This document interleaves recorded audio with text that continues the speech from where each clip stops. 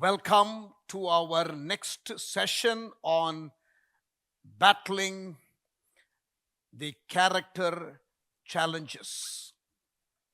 Overcoming character battles என்ற தலைப்பிலே தொடர்ச்சியாக படித்து வர ஆண்டவர் பாராட்டுகிற கிருபைக்காக ஆண்டவருக்கு ஸ்தோத்திரம்.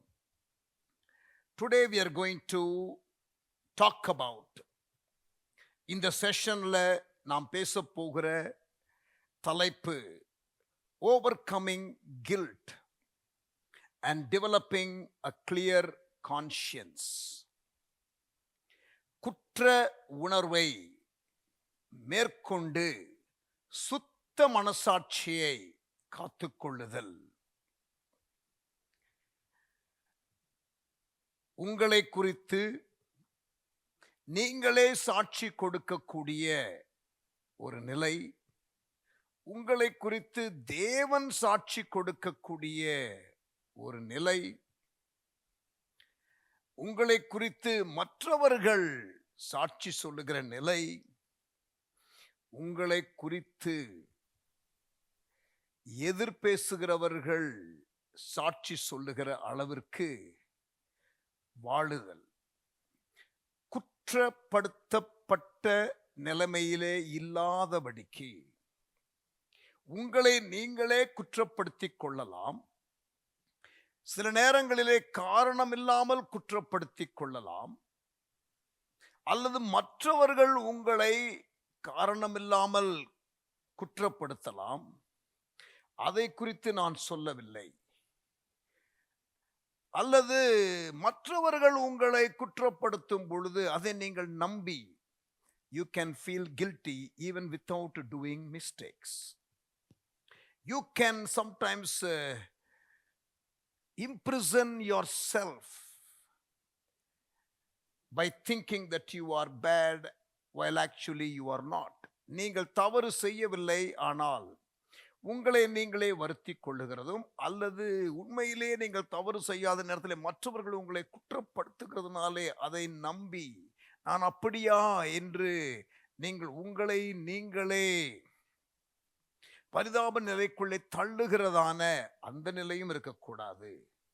பட் ஆனால் உண்மையான நிலையில நீங்கள் தவறு செய்யும் பொழுது உங்களுடைய மனசாட்சி உங்களை குற்றப்படுத்துகிறது.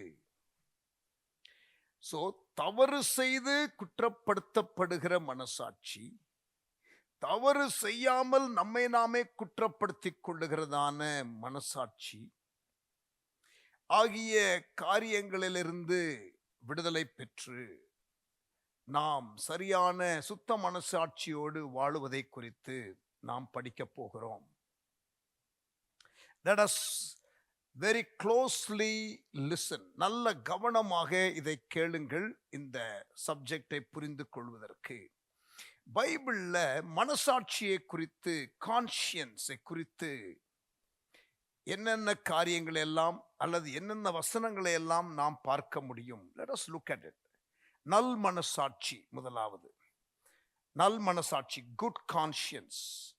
Turn your Bibles to Acts 23 and verse 1. அப்போஸ்தலர் 23 அதிகாரம் முதலாம் வசனம்.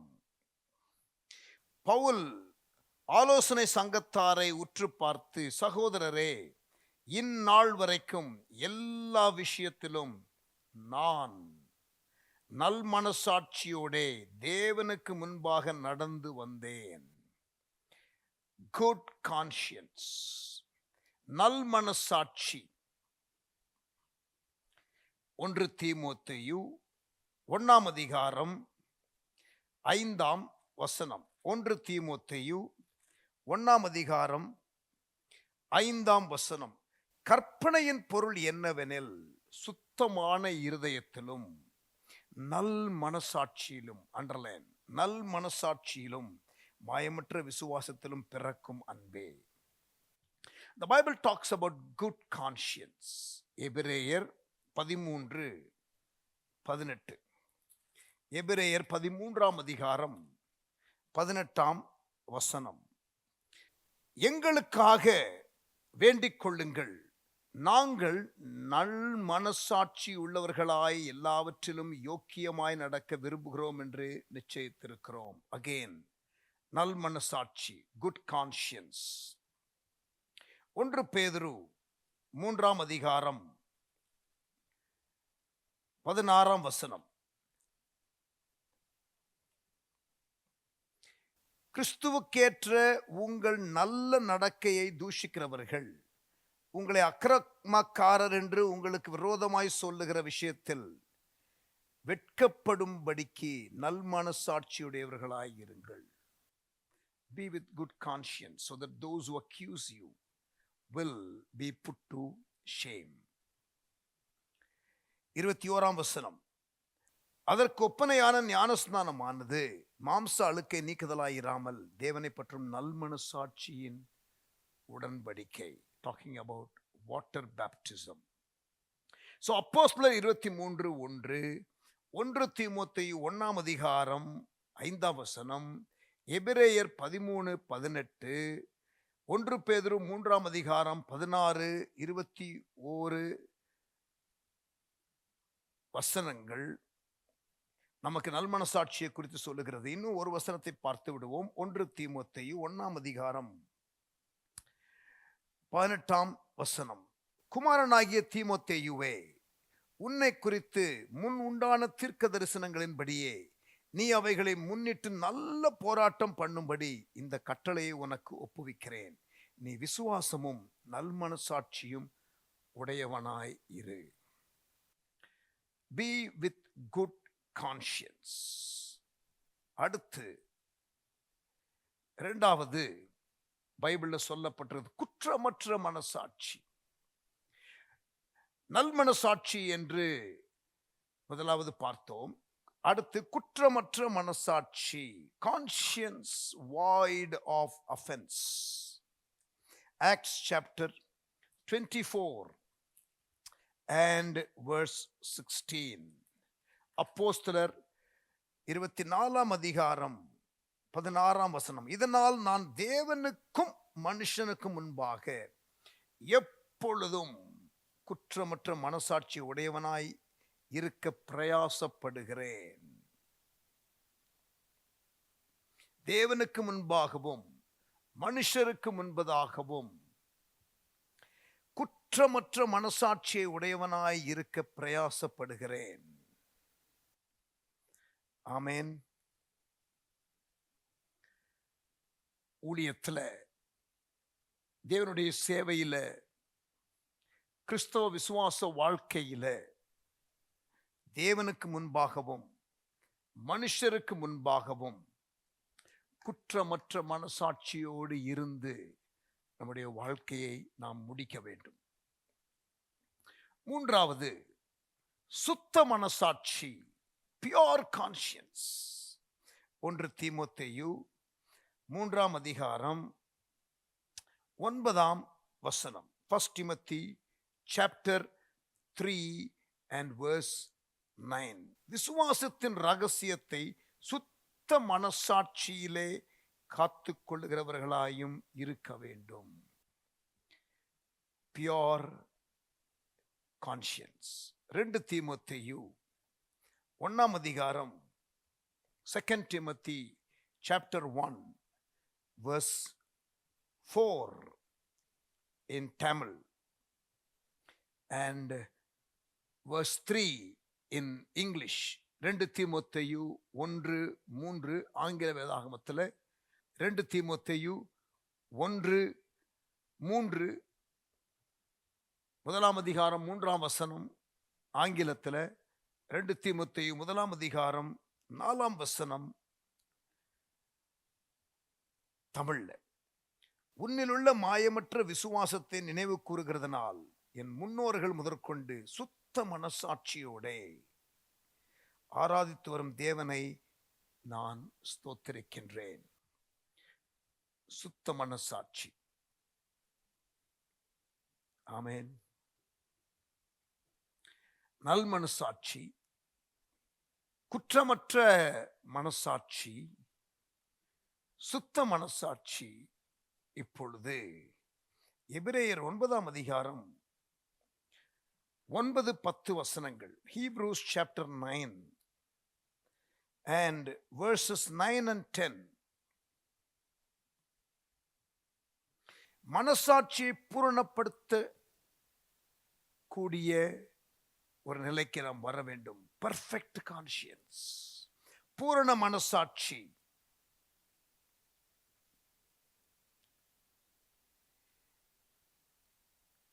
அந்த கூடாரம் இக்காலத்திற்கு உதவுகிற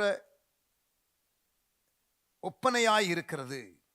அதற்கேற்றபடியே செலுத்தப்பட்டு வருகிற காணிக்கைகளும் பலிகளும் ஆராதனை செய்கிறவனுடைய மனசாட்சியை பூரணப்படுத்த கூடாதவைகளாம். இவைகள் சீர்திருத்தல் உண்டாகும் காலம் வரைக்கும் நடந்தேறும்படி கட்டளையிடப்பட்ட போஜன பானங்களும் பலவித ஸ்நானங்களும் சரீரத்திற்கேற்ற சடங்குகளுமே அல்லாமல் வேறு அல்ல. பழைய ஏற்பாட்டிலே உண்டான காரியம் ஒரு பூரண மனசாட்சிக்கு உரிய ஒரு பலி அல்ல என்பதை அங்கே எபிரேயருக்கு எழுதின ஆக்கியோன் சொல்லுகிறார். மேலான ஒரு பலி நமக்கு இந்த நாட்களிலே செலுத்தப்பட்டிருக்கிறது என்பதையும் அவர் சொல்லுகிறார். அந்த கான்டெக்ஸ்ட்ல anyway the word that we are looking for, the phrase that we are looking for is perfect conscience. Good conscience, conscience void of offense, pure conscience, and number 4, perfect conscience. நல் மனசாட்சி முதலாவது, குற்றமற்ற மனசாட்சி இரண்டாவது, மூன்றாவது சுத்த மனசாட்சி, நாலாவது பூரண மனசாட்சி, ஐந்தாவது conscience cleansed by the blood of Jesus. சுத்திகரிக்கப்பட்ட மனசாட்சி. எபிரேயர் Hebrews chapter 9 verse 14, 9ஆம் அதிகாரம் 14ஆம் வசனம்.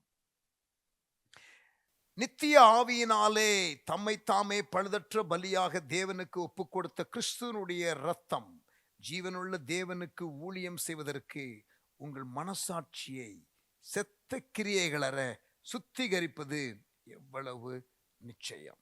சுத்திகரிக்கப்பட்ட மனசாட்சி ஆண்டவர் இயேசுவின் இரத்தத்தினாலே. நல் மனசாட்சி, குற்றமற்ற மனசாட்சி, சுத்த மனசாட்சி, பூரண மனசாட்சி, சுத்திகரிக்கப்பட்ட மனசாட்சி. இப்ப பலவீன மனசாட்சி, number 6, week or disabled conscience. 1 கொரிந்தியர் 8ஆம் அதிகாரம் 10ஆம் வசனம். 1 Corinthians chapter 8 and verse 10. எப்படியெனில் அறிவுள்ளவனாகிய உன்னை விக்கிரக கோவிலிலே பந்தியிருக்க ஒருவன் கண்டால் பலவீனனாயிருக்கிற அவனுடைய மனசாட்சி விக்கிரகங்களுக்கு படைக்கப்பட்டவைகளை புசிப்பதற்கு துணிவு கொள்ளும் அல்லவா. பலவீன மனசாட்சி உடையவர்கள், புது விசுவாசிகள், இன்னும் கிறிஸ்துவுக்குள் பலப்படாதவர்கள். அடுத்து அதே கான்செப்ட், இன்னொரு வசனம். 1 கொரிந்தியர் 8ஆம் அதிகாரம், 1 கொரிந்தியர் 8ஆம் அதிகாரம் நீங்கள் 6 12 வரைக்கும் படித்து பார்த்தால் உங்களுக்கு அந்த வசனத்துல நீங்கள் பார்க்கக்கூடிய காரியம், அந்த ஸ்ட்ரகிளிங் கான்ஷியன்ஸ், அந்த wounded conscience, violated conscience, மனசாட்சி பலவீனப்பட்ட ஒரு நிலை. 6ஆம் வசனத்திலிருந்து, பிதாவாகிய ஒரே தேவன் நமக்குண்டு, அவராலே சகலமும் உண்டாயிருக்கிறது, அவருக்கென்று நாமும் உண்டாயிருக்கிறோம், இயேசு கிறிஸ்து என்னும் ஒரே கர்த்தரும் நமக்குண்டு, அவர் மூலமாய் சகலமும் உண்டாயிருக்கிறது, அவர் மூலமாய் நாமும் உண்டாயிருக்கிறோம். ஆகிலும் இந்த அறிவு எல்லாரிடத்திலும் இல்லை. சிலர் இற்றைய வரைக்கும் விக்கிரகத்தை ஒரு பொருள் என்று எண்ணி விக்கிரகத்திற்கு படைக்கப்பட்டதை புசிக்கிறார்கள். அவர்களுடைய மனசாட்சி பலவீனமாய் இருப்பதால் அசூசிப்படுகிறது.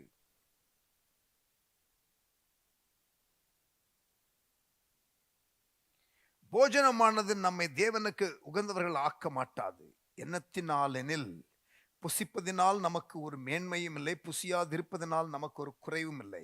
ஆகிலும் இதை குறித்து உங்களுக்கு உண்டாயிருக்கிற அதிகாரம் எந்த விதத்திலும் பலவீனருக்கு தடுக்கலாகாதபடிக்கு பாருங்கள். 10ஆம் வசனம் ஏற்கனவே நாம் வாசித்தோம். எப்படி எனில், அறிவுள்ளவனாகிய உன்னை விக்கிரக கோவிலிலே பந்தியிருக்க ஒருவன் கண்டால் பலவீனனாய் இருக்கிற அவனுடைய மனசாட்சி விக்கிரகங்களுக்கு படைக்கப்பட்டவைகளை புசிப்பதற்கு துணிவு கொள்ளும் அல்லவா? பலவீனமுள்ள சகோதரன் உன் அறிவின் நிமித்தம் கெட்டு போகலாமா? அவனுக்காக கிறிஸ்து மரித்தாரே. இப்படி சகோதரருக்கு விரோதமாய் பாவம் செய்து பலவீனமுள்ள அவர்களுடைய மனசாட்சியை புண்படுத்துகிறதுனாலே நீங்கள் கிறிஸ்துவுக்கு விரோதமாய் பாவம் செய்கிறீர்கள்.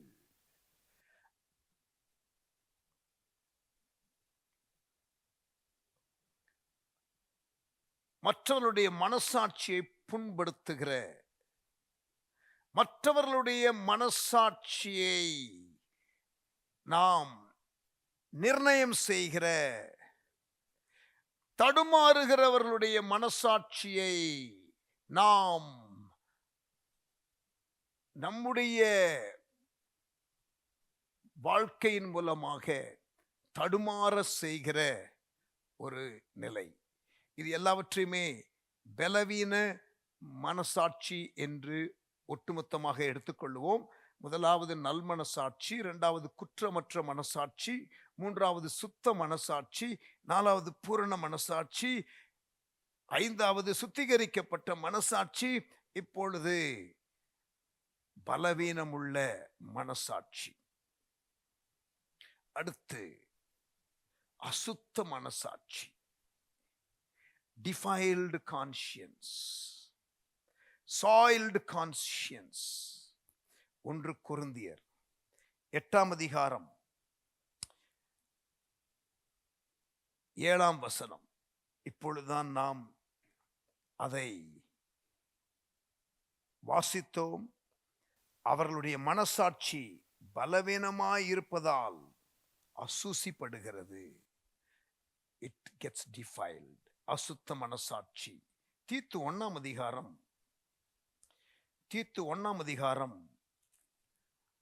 15, 16 வசனங்களிலும் நாம் பார்க்கலாம். சுத்தம் உள்ளவர்களுக்கு சகலமும் சுத்தமாயிருக்கும், அசுத்தம் உள்ளவர்களுக்கும் அவிசுவாசம் உள்ளவர்களுக்கும் ஒன்றும் சுத்தமாயிராது. அவர்களுடைய புத்தியும் மனசாட்சியும் அசுத்தமாயிருக்கும்.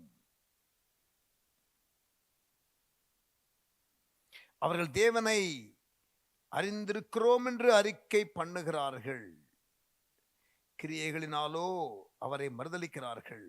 அவர்கள் அருவருக்கப்படத்தக்கவர்களும் கீழ்ப்படியாதவர்களும் எந்த நற்கிரியம் செய்ய ஆகாதவர்களுமாயிருக்கிறார்கள்.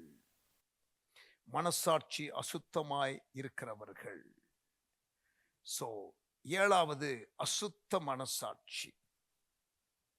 8வது துர்மனசாட்சி. துர்மனசாட்சி எபிரேயர் 10ஆம் அதிகாரம் 22ஆம் வசனம்.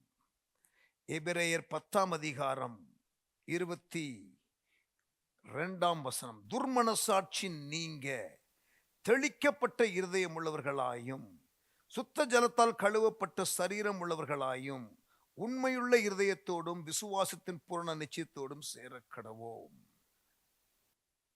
துர்மனசாட்சி.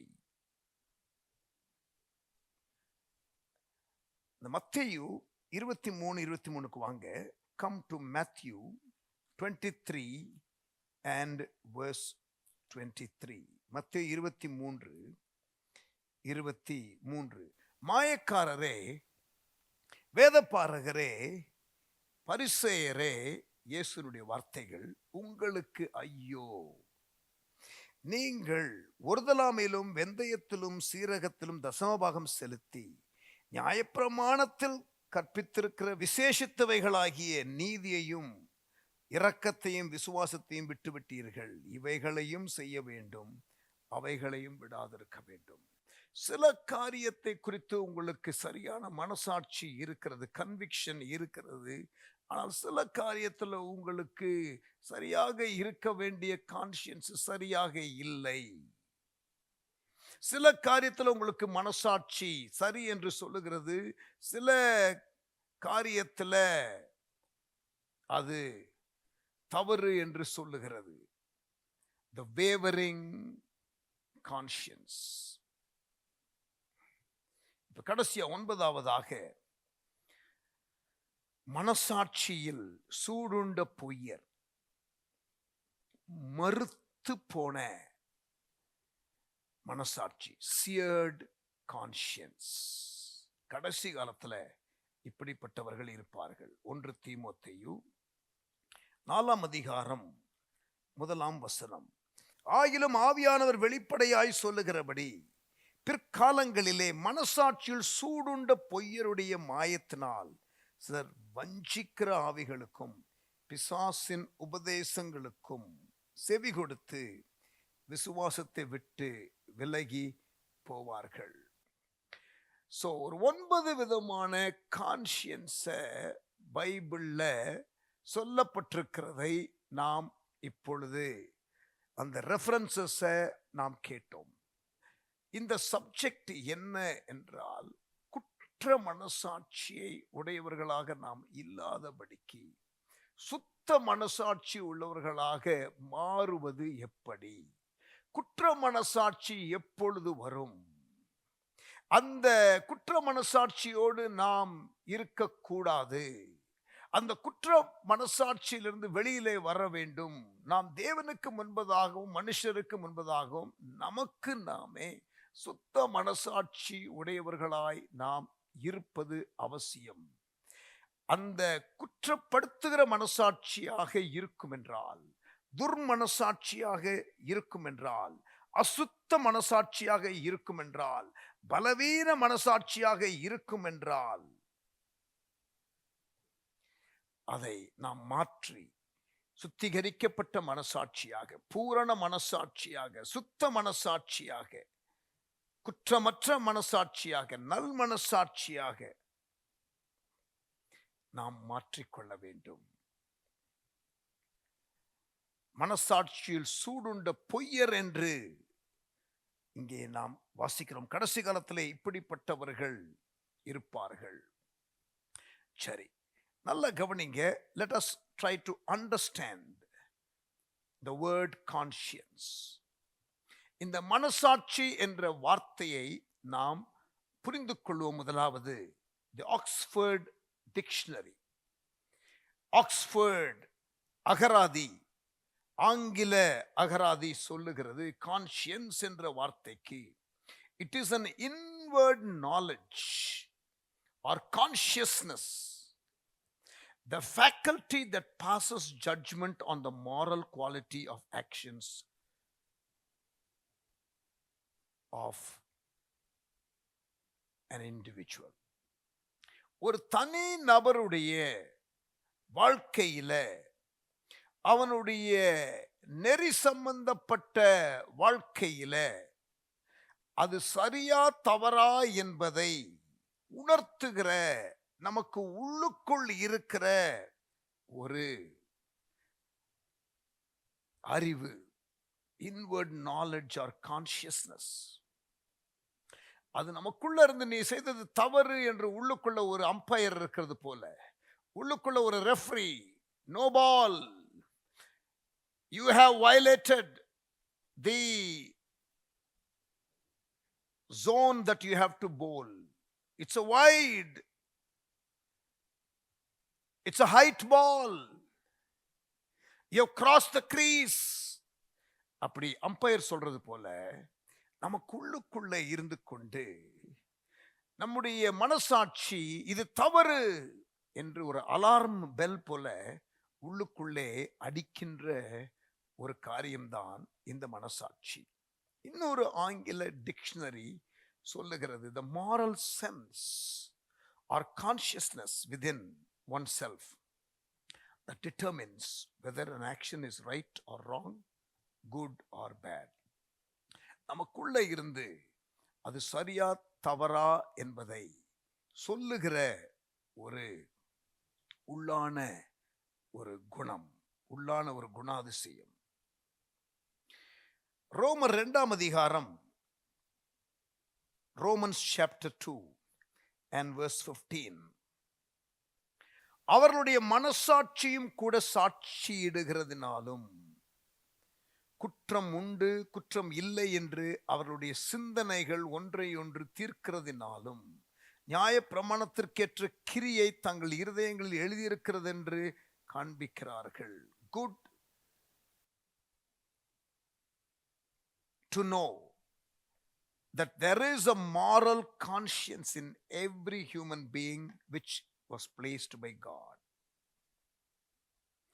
அது ஒரு ஸ்பிரிச்சுவல் ரேடார் போல உள்ளுக்குள்ள இருந்து, இது ஆபத்தான பகுதிக்கு நீ போகிறாய் என்பதை உள்ளுக்குள்ள இருந்து சொல்லிக்கொண்டே இருக்கும். நம்முடைய மனப்பான்மையை குறித்து, நம்முடைய நடத்தையை குறித்து, நம்முடைய சுபாவத்தை குறித்து, அவர் ஆட்டிடியூட், அவர் காண்டக்ட் அண்ட் அவர் பிஹேவியர், இவைகளை சரியா தவறா என்பதை சொல்லிக்கொண்டே இருக்கிற, உணர்த்தி கொண்டே இருக்கிற ஒரு உள்ளான ஒரு அறிவு.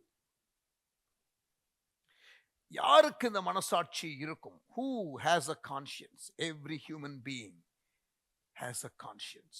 Educated and the uneducated. எல்லாருக்கும் மனசாட்சி என்று ஒன்று உண்டு. எல்லாருக்கும் உண்டு. நமக்கு தெரியும் அது ரைட்டா ராங்கான்னு தெரியும். உள்ளுக்குள்ள இருக்கிற நம்முடைய மனசாட்சி சொல்லும். இங்க பாருங்க, போத்திபாரின் மனைவி, நல்ல கவனிக்கணும், போத்திபாரின் மனைவி, போத்திபார் வீட்டில் யோசேப்பு இருக்கும் பொழுது யோசேப்பை அவள் குற்றப்படுத்தினாள். ஆனால் அவளுக்கு தெரியும் யோசேப்பு குற்றமற்றவன் என்று. ஆமென். மிஸ்ஸஸ் போத்திபாருடைய மனசாட்சி தெளிவா சொல்லும், யோசேப்பு குற்றமற்றவன். It certified. It should have been certifying. But she violated that. But உள்ளுக்குள்ள நமக்கு தெரியும் ரைட் ராங். 2 கொரிந்தியர் 4 அதிகாரம் 2 வசனம்.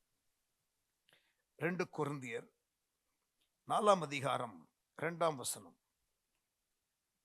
வெட்கமான அந்தரங்க காரியங்களை நாங்கள் வெறுத்து தந்திரமாய் நடவாமலும் தேவ வசனத்தை புரட்டாமலும் சத்தியத்தை வெளிப்படுத்துகிறதுனாலே தேவனுக்கு முன்பாக எல்லா மனுஷருடைய நற்சாட்சிக்கும் எங்களை உத்தமர் என்று விளங்கப்படுகிறோம்.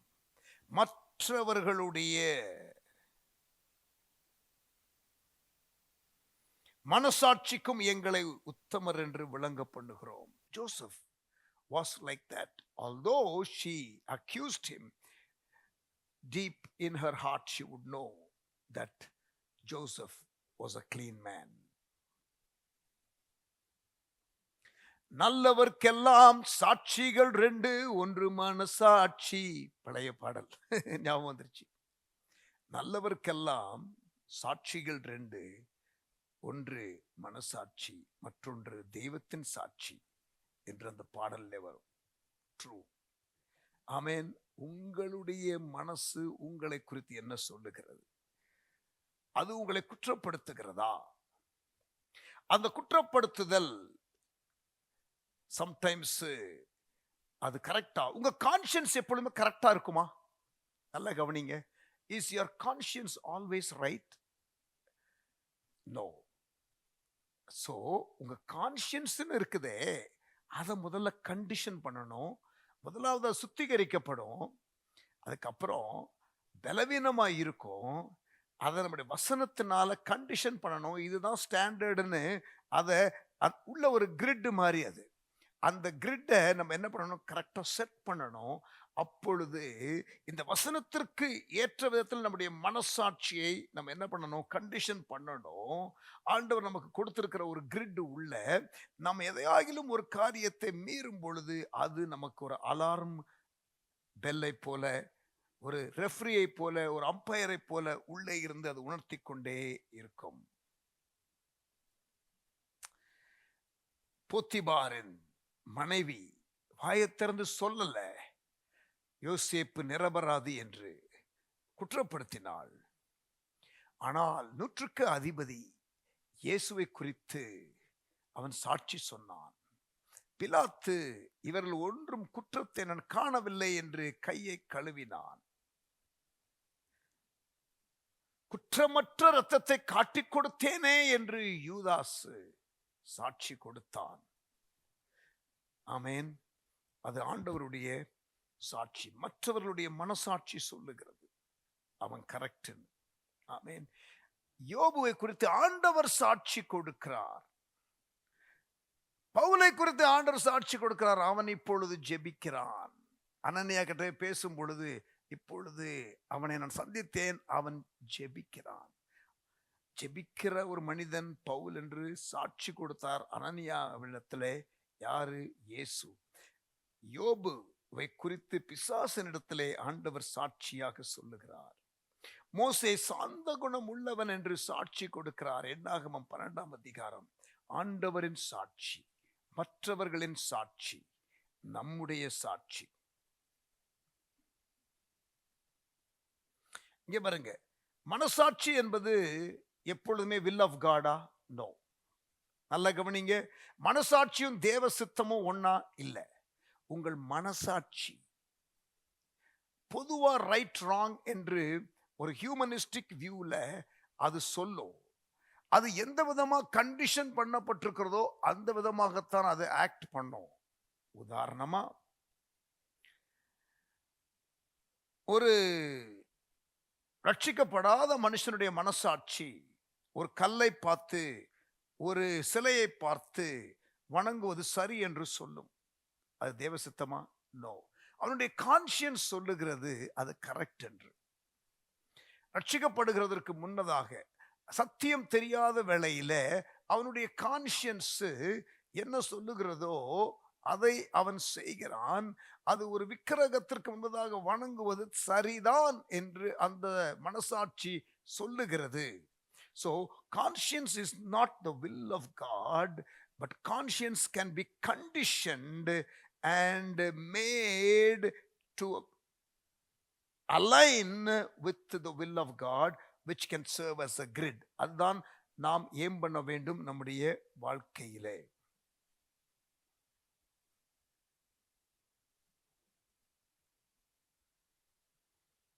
சில ஆலயங்களிலே,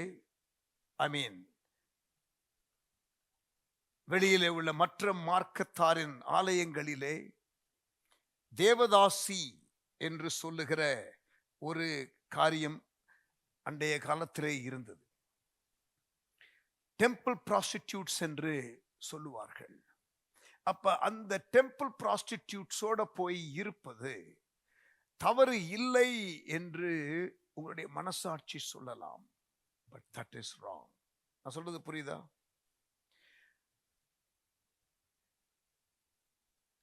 தாவீதோடு கூட கர்த்தர் இருக்கிறார் என்று மற்றவர்கள் சாட்சி கொடுக்கிறார்கள். 1 சாமுவேல் 16ஆம் அதிகாரம் 18ஆம் வசனம். 1 சாமுவேல் 16ஆம் அதிகாரம் 18ஆம் வசனம். கர்த்தர் யோசேப்போடு கூட இருக்கிறார் என்று போத்திபார் கண்டான். போத்திபாரின் சாட்சி. இஸ்ரவேல் ஜனங்கள் எகிப்தை விட்டு வெளியில வரும்பொழுது, செங்கடலை கடக்கும் பொழுது எகிப்தின் ராணுவம் சாட்சி சொல்லுச்சு, அவர்களுடைய தேவன் நமக்கு எதிராக யுத்தம் செய்கிறார். 3 எபிரேய வாலிபர்கள் நடுவில் தேவன் உலாவுகிறார் என்று நேபுகாத்நேசார் சொன்னார். மற்றவர்களுடைய சாட்சி உங்களுக்கு நீங்களே நான் செய்கிறது சரி என்ற உணர்விலே வாழுவது, மற்றவர்களுடைய சாட்சியிலே வாழுவது, தேவனுடைய சாட்சியிலே வாழுவது. இந்த நம்முடைய மனசாட்சி என்று வரும் பொழுது அது தேவனுடைய வசனத்திற்கு ஒத்த கண்டிஷனுக்குள்ள நாம் அதை வளர்த்து கொண்டு வர வேண்டும். பழைய ஏற்பாட்டில் இந்த மனசாட்சி என்ற வார்த்தை இல்லை.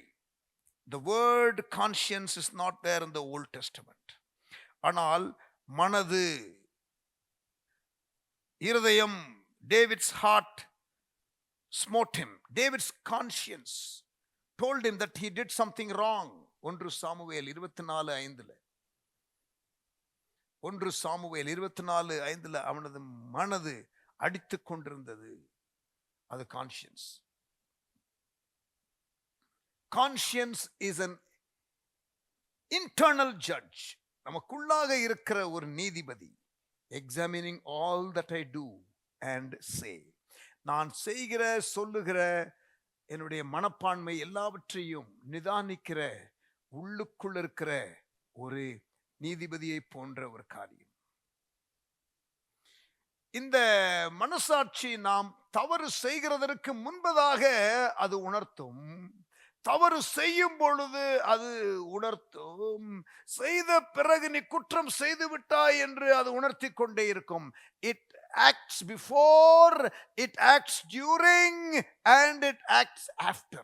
நான் சொல்றது புரியுதா? இதை நம்ம கொஞ்சம் ரெஸ்பெக்ட் பண்ணணும், நமக்குள்ள இருக்கிற மனசாட்சி.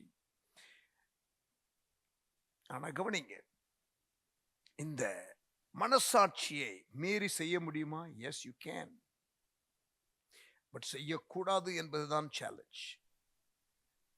சுத்த மனசாட்சியோடு தேவனுக்கு முன்பதாக, மனுஷனுக்கு முன்பதாக, ஏன் நம்முடைய ஸ்டாண்டர்டுக்கே நமக்கு ஒரு திருப்தியான ஒரு வாழ்க்கை வாழ வேண்டும். கவனிங்க, ஒரு கொட்டேஷன் எல்லா சப்ஜெக்ட்லையும், எல்லா செஷன்லையும் மற்றவர்கள் சொன்ன வாக்கியத்தை உங்களுக்கு புரிகிறதற்காக அதை பயன்படுத்தி சொல்லுகிறதை நீங்கள் பார்ப்பீர்கள். Let me do that again. Man's sinful nature leads him into sinful behavior. மனிதனுடைய பாவ சுபாவம் அவனை பாவ செயல்களுக்குள் தள்ளுகிறது. அந்த பாவ செயலுக்குள்ளே அவன் போன பிறகு அவனுக்குள்ளே ஒரு குற்ற மனப்பான்மை வருகிறது. The result of sinful behavior is a sense of guilt in a person's conscience. This guilt can either lead to repentance or further sinful behavior. அந்த மனசாட்சி தவறு செய்த பிறகு தவறு செய்து விட்டாய் என்பதை உணர்த்தி கொண்டு இருக்கும், அல்லது ஒரு தடவை தவறு செய்து விட்டாய், ஸ்டாண்டர்டை மாத்திக்க வேண்டிதான், உனக்கு இந்த ஸ்டாண்டர்டு கிடையாது என்று அதுவே ஸ்டாண்டர்டை ஆல்டர் பண்ணி கொள்ளக்கூடாது. இது அக்செப்டபிள் காரியம்தான் என்று சொல்லிவிடக்கூடாது. அதுக்காகத்தான் நம்முடைய கான்ஷியன்ஸை சரியாக நாம் வைத்து கொள்ள வேண்டும். பவுலுக்கு ஒரு அப்படிப்பட்டதான ஒரு போராட்டம் இருந்து கொண்டே இருந்தது. அவருடைய வாழ்க்கையிலே ஒரு முள் இருந்தது. அந்த முள்ளை எடுக்கும்படி ஆண்டவரிடத்திலே அவன் பல முறை போராடினான். அந்த முள் என்ன என்பதை குறித்து வேத பண்டிதர்கள் பலர் பல கருத்துக்களை சொல்லுவார்கள். பல பிரசங்கிமார்கள் செய்தியிலே யோபுவுக்கு இருந்த முள், அந்த பவுலுக்கு இருந்த முள் என்ன என்பதை குறித்து அவர்கள் விளக்குவார்கள். But the fact is, the Bible doesn't say what is that thorn in the flesh. பவுலுக்கு இருந்த அந்த முள் என்ன என்பதை பைபிள் நேரடியாக விளக்கவில்லை. Therefore we cannot be very sure. But I tend to think, நான் எதாக இருக்கும் என்று நினைக்கிறேன் தெரியுமா, அவன் கிறிஸ்தவர்களை பயங்கரமா உபத்திரவப்படுத்தி கொண்டிருந்தான். இன்ஃபேக்ட் ஸ்தேவானுடைய மரணத்திற்கு பவுல் ஒரு காரணம். Paul was instrumental and he engineered He was the mastermind of the death of Stephen. ஸ்தேவான் கல்லெறிந்து கொல்லப்படுகிறானே, அப்பொழுது பவுல் ரட்சிக்கப்படவில்லை. அவன் ஒரு தீவிரவாதியாக, இயேசுவை பின்பற்றுகிற மக்களை உபத்திரவப்படுத்துகிறவனாக அவன் இருந்தான். கடைசியில் ஸ்தேவான் செத்ததை அவன் பார்க்கிறான். கல்லெறிந்து கொல்லுகிறவர்களுடைய அந்த உடைமைகளை பாதுகாத்துக் கொண்டிருந்தவன் என்று வேதம் சொல்லுகிறது. He was part of the murder.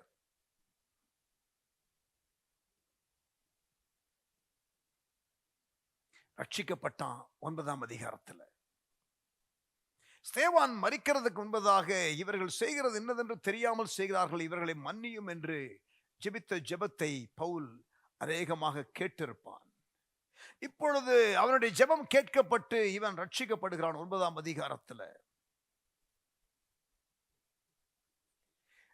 ரட்சிக்கப்பட்ட பிறகு கண்டிப்பா ஸ்தேவானை நாம் தான் கொன்று விட்டோம், ஸ்தேவானை நாம் தான் கொன்று விட்டோம், இப்படி பல கிறிஸ்தவர்களை கொல்லுவதற்கு காரணமாய் இருந்தவன் பவுல். இந்த காரியம், இந்த மனசாட்சி அவனை வாட்டிக்கொண்டே இருக்கிறது. முள்ளில் உதைக்கிறது உனக்கு கடினமாம் என்று அப்போஸ்தலர் 9ஆம் அதிகாரத்தில் ரட்சிக்கப்படும் பொழுது, நீர் யார் ஆண்டவரே, நீர் யார்? நீ துன்புறுத்துகிற இயேசு நானே. முள்ளில் உதைக்கிறது உனக்கு கடினமாம். நல்ல கவனிங்க, முள்ளில் உதைக்கிறது உனக்கு கடினமாம் என்று சொன்னார்.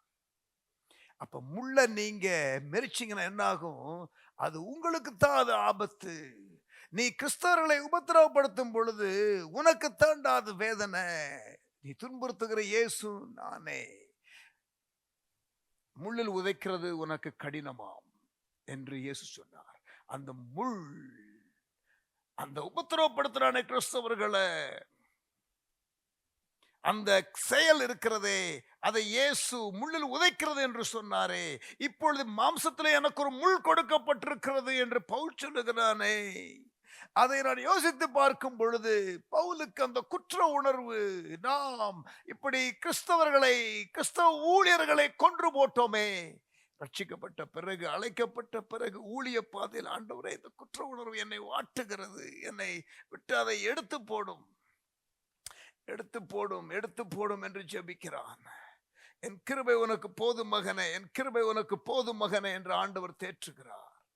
நிறைய வெளிப்பாடுகளும் ஆண்டவர் கொடுத்திருந்தார். பெருமைப்படக்கூடாதபடிக்கு இதை ஒரு அப்படியே அவனை பேலன்ஸ்ல வைத்திருப்பதற்காக அதை அனுமதித்தார். இங்க பாருங்க, நான் கண்டிப்பாக உபத்திரவப்படுத்தினதுதான் முள்ளுன்னு நான் அடிச்சு பேசல.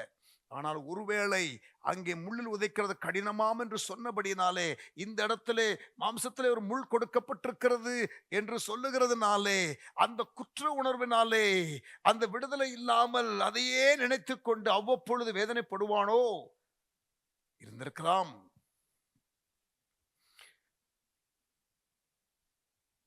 Paul did not directly throw a stone on Stephen, but he was still guilty of murder. The blood of the first martyr of the early church was on his hands.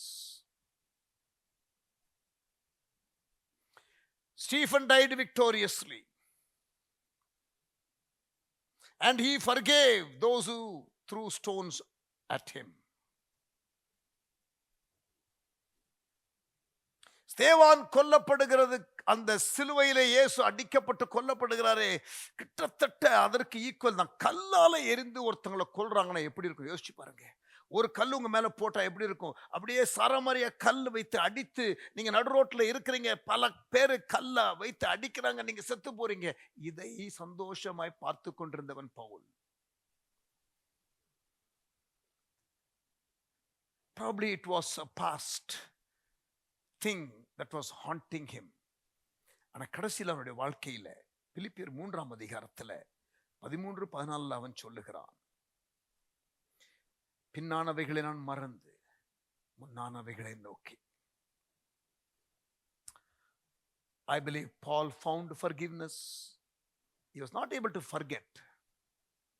ஆனால் இறுதியாக அவனுடைய கடைசி நிருபத்தில் அவன் சொல்றான், forgetting what is behind and pressing towards the I call the goal. அந்த பழைய காரியங்கள், அந்த ராட்சதன், அந்த ஹாண்ட் பண்ணுகிற கில்ட், அதுல இருந்து அவன் ஃபைனலா விடுதலை பெறுகிறதை நான் பார்க்கிறேன்.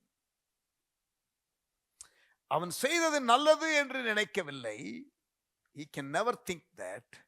But அதிலிருந்து என்னை தேவன் மன்னித்தார், என்னை விடுவித்தார்.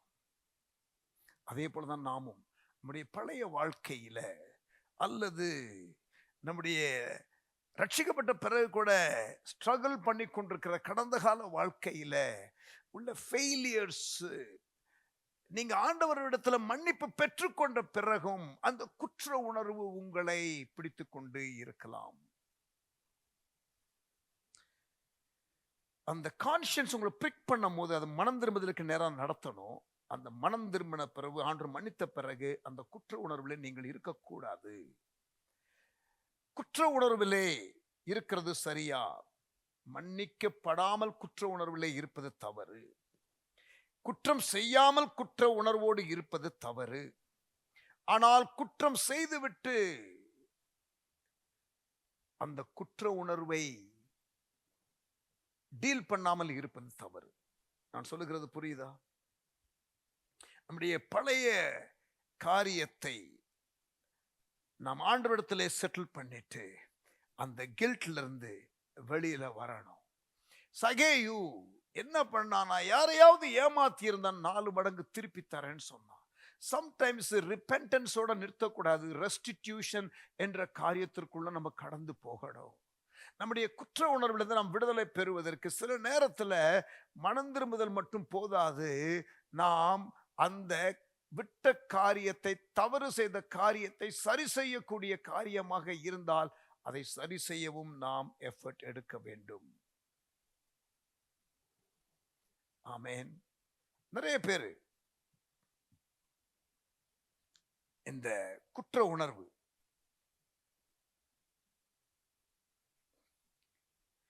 அவர்களுக்கு இருக்கவே இருக்காது. தவறு செய்வார்கள், ஆனால் குற்ற உணர்வு இருக்காது. அதை அவர்கள் உள்ளுக்குள்ளே எப்படி அவருடைய இருதயம் சொல்லுகிறதோ, வாட்டுகிறதோ, வதைக்கிறதோ தெரியாது. ஒரு சிலருக்கு அது கூட இருக்கிற மாதிரி தெரியல. ஆனால் வெளியிலே உங்களுக்கு அந்த காரியத்தை குறித்து அவர்கள் வருந்துகிறதாகவே தெரியாது. சிலர் அவர்கள் குற்றம் செய்தேன் என்று ஒத்துக்கொள்ளுகிறது எப்பொழுது தெரியுமா? பிடிபடும் பொழுதுதான். அவர்களுடைய மனசாட்சி குற்றப்படுத்தும் பொழுது மனம் திரும்புவது இல்லை. அவர்கள் பிடிபடும் பொழுது அவர்கள் துக்கப்படுகிறதை போல இருக்கும். நீங்கள் நினைச்சிடக்கூடாது அவர்கள் மனம் திரும்புகிறார்கள் என்று. சில நேரத்தில் அவர்கள் பிடிபட்டு விட்டோமே என்று சொல்லி துக்கப்படுகிறார்கள். தப்பு செய்ததனாலே அவர்கள் இல்லை. சிலர் அந்த தப்பு செய்த பிறகு, பிடித்த பிறகு அந்த எம்பாரஸ்மென்ட்னால they feel bad, not because they are guilty, not because they have that guilt in them. இங்க பாருங்க, ஆரோக்கியமான குற்ற உணர்வு நமக்கு அவசியம். அது மனம் திரும்புதலுக்கு நேராக நம்ம நடத்த வேண்டும். குற்ற உணர்விலேயே நாம் இருந்து விடக்கூடாது. நாம் குற்ற உணர்விலே குற்றம் செய்யாமல் இருக்கக்கூடாது. குற்றம் செய்தால் அதிலேயே இருக்கக்கூடாது. நாம் மன்னிப்பு கேட்க வேண்டும். மன்னிப்பு பெற்ற பிறகு அதே போல திருப்பி குற்ற உணர்வோடு இருக்கக்கூடாது. We have to develop clear conscience. Amen. Hallelujah. இந்த குற்ற உணர்வு எப்படியெல்லாம் வருகிறது? இது இருக்கும் பொழுது ஒரு குற்ற உணர்வோடே இருக்கிறவர்கள், ஒரு சம்பவத்தை நான் சொல்லுகிறேன். சமீபத்தில் யூகேல இருந்து ஒரு குடும்பம் என்னை பார்க்க வந்திருந்தார்கள். அந்த குடும்பத்திலே உள்ளவர்கள் ஒரு போர்வெல் பீகார்ல டிக் பண்ணுவதற்கு ஒரு 30,000 ரூபாய் கான்ட்ரிபியூஷன் கொடுத்திருந்தாங்க few years back. இப்ப நேர்ல வந்து வட இந்தியாவிலே ஒரு சபை கட்ட வேண்டும், அதற்கு நாங்க கான்ட்ரிபியூட் பண்றோம். அவர்கள் அதை செய்யும் பொழுதெல்லாம் எங்களுடைய மகளின் நினைவாக, எங்களுடைய மகளின் நினைவாக என்று அவர்கள் சொல்லுவார்கள். ஏற்கனவே முதல்ல போர்வெல் கொடுத்த பொழுதும் இப்பொழுதும், எப்படி மரித்தாள் உங்கள் மகள், எத்தனை வயசுல மரித்தாள் என்று நன்றாக நான் விசாரித்து கேட்டேன். அப்ப சொன்னாங்க, நாங்க மிடில் ஈஸ்ட்ல ஒர்க் பண்ணிக்கிட்டு இருந்தோம். அப்ப எங்களுடைய மகளை இங்க ஊர்ல பெற்றோரிடத்திலே வளர்க்க விட்டிருந்தோம். அடிக்கடி வந்து பார்ப்போம். அப்படி நான் ஒரு முறை வந்திருக்கும் பொழுது, என்னுடைய பைக்ல நான் வெளியில எங்கேயோ போகும் பொழுது, நானும் கூட வர்றேன் டேடின்னு சொன்னா. நான் முதல்ல வேண்டான்னு சொன்னேன். அதுக்கப்புறம் அவ வற்புறுத்தி கேட்டதுனால கூட்டிட்டு போனேன். ரோட்ல ஆக்சிடென்ட் ஆயிடுச்சு பாஸ்டர். என்னுடைய மகள் மரித்து விட்டாள். அந்த தகப்பனாரை நான் பார்க்கும் பொழுது, அது நடந்து கிட்டத்தட்ட 18-17 ஆண்டுகள் ஆகிவிட்டது. Still I find them being very sad. இவரா மகளை கொண்டு போய் எங்கேயும் இடிக்கல, அவள் சாகணும்னு நினைக்கல. மகளை ரொம்ப நேசிக்கிற ஒரு தகப்பன் தான். ஆனா அந்த என் மகளை நானே கொன்று விட்டேனோ பைக்கில் கொண்டு போய் என்ற ஒரு குற்ற உணர்வோடு இருக்கிறதை என்னால் பார்க்க முடிந்தது. I prayed for them and I'm continuing to pray for them that they will be. அவங்க எந்த தவறும் செய்யல. It so happened that he was driving. சென்னையிலிருந்து ஒரு பாஸ்டருடைய மகன் பாஸ்டரை கார்ல பாண்டிச்சேரியில் பாஸ்டர் அவரு ஒரு பெரிய மீட்டிங் முடிச்சுட்டு அசம்பிளிஸ் ஆஃப் காட்ல ஒரு மூத்த ஊழியர், ரொம்ப ஒரு சீனியர் மிஷன்ஸ் லீடர், போகும் பொழுது பாண்டிச்சேரிக்கு ஒரு 2 கிலோமீட்டர்ஸ்க்கு முன்பதாக மகன் ஓட்டி கொண்டு போகிறார். அவரும் ஊழியத்திலே உதவி போதகராக இருந்தார். டக்குன்னு பார்க்காம காரை அவரு இடித்து விட்டார். ஆக்சிடென்ட்ல அப்பா சீனியர் பாஸ்டர் அதே இடத்துல மரித்தார். இது மாதிரி ஒரு சம்பவம் நடக்கும் பொழுது அந்த மகனுக்கு நாம் தான் அப்பாவை கொன்று விட்டோமோ என்ற குற்ற உணர்வு வரும். நியூசிலாந்துல உள்ள ஒரு மிஷனரி, அல்லது நியூசிலாந்து தேசத்திலிருந்து இந்தோனேஷியாவுக்கு மிஷனரியாக வந்தவர் என்னுடைய நண்பர். அவரோடு கூட நான் பர்மாவிலே சென்று பர்மா ஊழியத்தை ஆரம்பித்தோம். I have traveled with him to Malaysia, to Indonesia, to Myanmar, and he has come to India. இந்த ஊழியத்தை ஆரம்பிக்கும் பொழுது அவர் தான் வந்தார், pastor Jack. He is still very much alive. He is in New Zealand. அவர் ஒரு முறை என்ன மலேசியாவில் பார்த்து விட்டு, ஒரு கிராஜுவேஷன்ல அவர் வந்தாரு, பார்த்தோம், பேசணும். அப்புறம் சிங்கப்பூருக்கு போறேன், அடுத்த வாரம் நானும் சிங்கப்பூருக்கு வருவேன் நான் சொன்னேன். அப்ப சிங்கப்பூர்ல மீட் பண்ணுவோம்னாரு. ஆனா நான் சிங்கப்பூருக்கு போனதுக்கப்புறம் அவர் கான்டாக்டே பண்ணலை. என்ன என்கிட்ட நம்பர் இருந்துச்சு, அவர் வந்து புது நம்பரு, கான்டாக்ட் பண்ணலை. பட் திடீர்னு அந்த ஃபர்ஸ்ட் வெரி டேயே ஈவினிங்கு நான் ஒரு குறிப்பிட்ட இடத்துக்கு போய் ஒரு டீ குடிக்கலான்னு போகும் பொழுது, அந்த டீ கடையில் பாருங்க, of all the places in Singapore அவர் அங்கே உட்கார்ந்துருக்கிறார். இன்னொரு சைனீஸ் பாஸ்டர் அங்கே உட்கார்ந்துருக்கார். நான் நேராக போய் கட்டி பிடிச்சி, என்ன சார் கால் பண்ணவே இல்லை அப்படின்னு சொல்லி நான் பேசினேன். ஆனால் அவர் சிரிக்க மாட்டேங்கிறாரு, துக்க முகத்தோடு இருக்கிறாரு. எதிரில் உள்ள சைனீஸ் பாஸ்டர் அப்படியே எழுந்து வந்து என்னை தோள் மேலே கை போட்டு சொன்னார், just the news came today morning. நியூசிலாண்டில் அவருடைய பேர குழந்தை, ஜஸ்ட் ஒரு ஸ்மால் பேபி கேர்ள், ஆக்சிடென்ட்ல இறந்துட்டா. என்ன ஆக்சிடென்ட்? வீட்டை விட்டு வெளியில அந்த பிள்ளை ஓடி வருது. அவங்க ஓன் அப்பா, அதாவது இந்த மிஷனரி உடைய மருமகன், மகளுடைய ஹஸ்பண்ட், அவர் காரை ரிவர்ஸ் பண்றாரு. தெரியல பின்னாடி குழந்தை இருக்குன்னு. சொந்த அப்பா காரை பின்னால ரிவர்ஸ் பண்ணும்போது மகளை ஏத்தி விட்டார். இந்த குற்ற உணர்விலிருந்து அந்த தகப்பன் விடுதலை பெறுவதற்கு பல ஆண்டுகள் ஆனது. சம்டைம்ஸ் லைஃப்ல சில காரியங்களை நாம் சின்சியரா செய்வோம், தவறு செய்யணும்னு செய்யல. But it so happened that you were in that situation and you kind of carry that guilt for lifetime. நான் சொல்றது புரியுதா? அது மாதிரி காரியம் உங்களுக்கு ஒருவேளை இருக்கலாம். என்னுடைய பர்சனல் லைஃப்ல எங்க அப்பா என்னுடைய 19வது வயதில் இறந்து விட்டார். எனக்கு 2 வயது மூத்த அக்கா ஒன்று உண்டு. நான் குடும்பத்தின் மூத்த மகனாக இருக்கிறபடினால குடும்பத்தின் பொறுப்பை நான் எடுக்க வேண்டியது இருந்தது. 84ஆம் ஆண்டு எங்க அப்பா மரித்து போனார். என்னுடைய அக்காவுக்கு அப்பொழுது 21 வயது.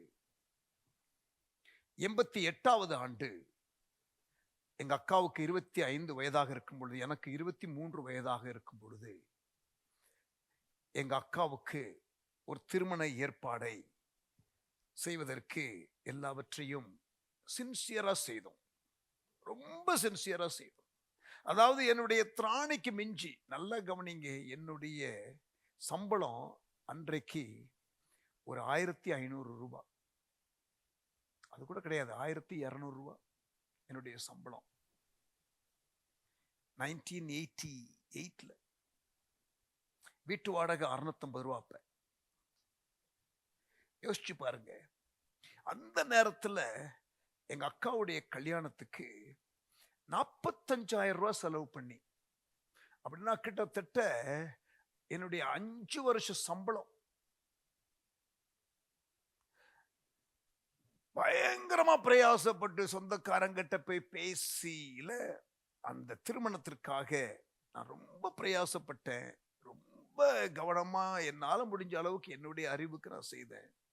எங்க அம்மாவும் ரொம்ப அதற்காக தியாகம் பண்ணாங்க. வீட்டில் உள்ள என்னென்ன காரியத்தெல்லாம் கொஞ்சம் வித்து சொந்தக்காரங்கிட்ட போய் இல்ல கை கட்டி நின்று திருமணம் செய்து வைத்தோம். ஆனால் வெரி சேட், வித்தின் 1 year எங்க அக்கா திருமண உறவிலே இருக்க முடியவில்லை. அந்த marriage was a failure. And till today she is in deep depression. In fact, last for 15 years she is in a hospital under hospital care. She is now 60 years old. இந்த திருமண failure காரியத்தை 88ல திருமணம் நடந்தது. 89லே இந்த break down of marriage ஏற்பட்டது. அடுத்த ஒரு 3-4 வருஷம் பெரிய குற்ற உணர்வு எனக்குள்ள. அப்பா இருந்திருந்தா இது நடந்திருக்குமா, நான் சரியா செய்யலையே, அக்காவுடைய லைஃபை நான் ரூயின் பண்ணிட்டேனே. No, I sincerely did it. But ஆனா எனக்கு அந்த காரியம் தெரியல. அடிக்கடி நான் அழுவேன். 90, 91, 92 I can still clearly, vividly remember pain. எங்க அம்மாவுக்கு இன்னொரு பக்கம், புருஷன் அது மாதிரி நடந்திருக்குமா, நம்ம சரியா பார்த்து வைக்கலையோ. In fact, we got her married to a pastor's son. But he was not a good man. And இப்ப எங்க அக்கா almost she is in mental disorder and in deep depression. I know this side of the story nobody would have heard, and I don't talk about it publicly. எங்க அம்மா இன்றைக்கு வரைக்கும் I don't know if she has completely overcome.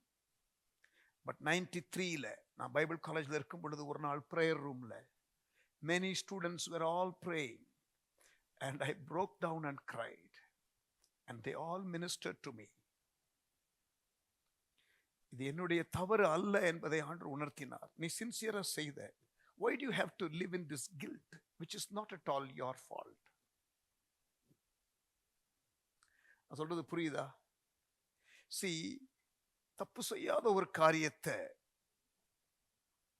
நாம் நம்மிலே சுமந்து கொண்டு குற்ற உணர்வோடு இருப்பது,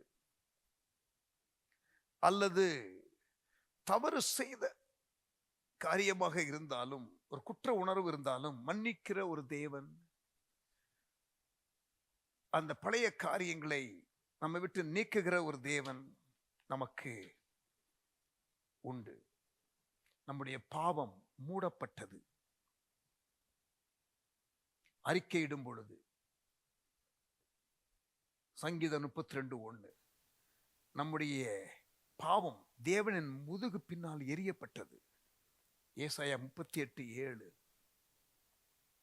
மேற்குக்கும் கிழக்குக்கும் எவ்வளவு தூரம் அவ்வளவு தூரம் நமது பாவங்களை நம்மை விட்டு விலக்கினார். சங்கீதம் 103:12 மேகத்தை போல அகற்றி விடுகிறார் நம்முடைய பாவத்தை. ஏசாயா 44:22 சமுத்திரத்தின் ஆழத்திலே போட்டு விடுவார் நம்முடைய பாவத்தை. மீகா 7:19 பாவங்களை இனி நினையாதிருப்பார். எபிரேயர் 8:12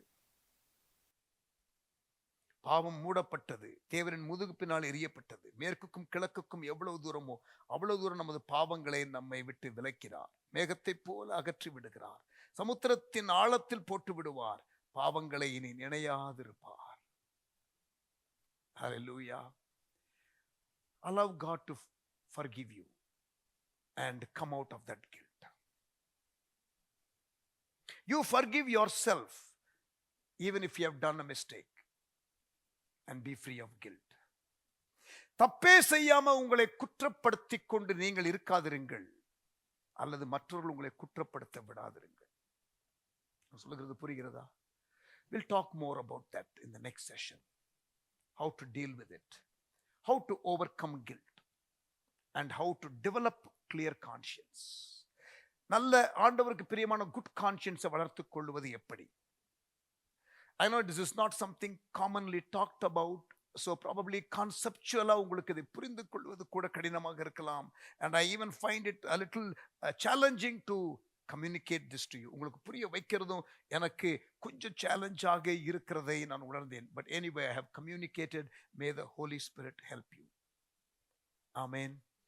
அடுத்த செஷன்ல மீதியான காரியத்தை நாம் பார்க்கலாம். ஜெபம் பண்ணுவோம். நல்ல தகப்பனே, உம்முடைய கரத்துல எங்களை கொடுக்கிறோம். Lord, we commit ourselves to you. Lead us and guide us. எங்களோடு பேசின வார்த்தைகளுக்காக ஸ்தோத்திரம். ஆண்டவரே, குற்ற உணர்வில் இருக்கிறது உமக்கு பிரியமில்லை. சுத்த மனசாட்சியோடு ஆண்டவரே, எங்களுடைய மனசாட்சியை நல் மனசாட்சியாக காத்துக்கொள்ள நீர் விரும்புகிறேன்.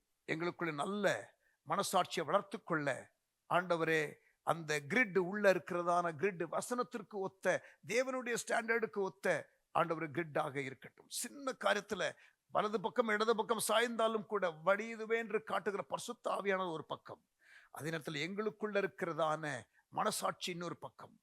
ஆண்டவரே, எங்களை வழி நடத்தட்டும். அந்த விதமான நிலைக்கு எங்களை நாங்கள் வளர்த்துக்கொள்ள, சுத்த மனசாட்சியை வளர்த்துக்கொள்ள கிருபை தாரும். இயேசுவின் நாமத்தில் ஜெபிக்கிறோம் எங்கள் நல்ல பிதாவே. ஆமென். ஆமென். Praise the Lord. I found it a little tough to communicate this particular subject. இந்த சப்ஜெக்டை உங்களுக்கு கம்யூனிகேட் பண்றது கொஞ்சம் சேலஞ்சிங்காக இருந்துச்சு. But I have done my best. மிதியை ஆண்டவருடைய கரத்திலே விட்டு கொடுக்கிறேன். நீங்கள் உங்களுடைய சூழ்நிலையில நான் எந்த காரியத்தை மையமாக வைத்து பேசினோ, சிலருக்கு அப்படியே உங்களுடைய சூழ்நிலை அப்படியே நான் விவரிக்கிறதை போல இருந்திருக்கும். May the Lord help us. Next செஷன்ல மீதியான காரியத்தை பார்க்கலாம். ஆமென்.